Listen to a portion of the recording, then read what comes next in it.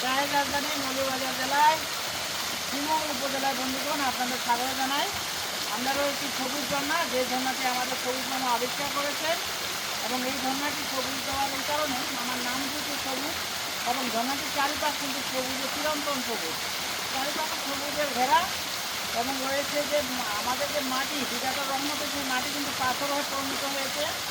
এখানে নাম দিয়েছি আমরা সবুজ ঝর্ণা এবং এটার উপরে কিন্তু আরও একটি ঝর্ণা রয়েছে। সেই ঝর্ণা কিন্তু এটারই একটি জলধারা এবং ঝর্ণাটি খুবই সুন্দর এবং চমৎকার। এই ঝর্ণাটি এত সুন্দর, এই সুন্দরবন থেকে আপনার শুধু অল্প একটু দূরে আসতে হয়, কিছু দূরে আসলে কিন্তু এই ঝর্ণাটির আবির্ভাব।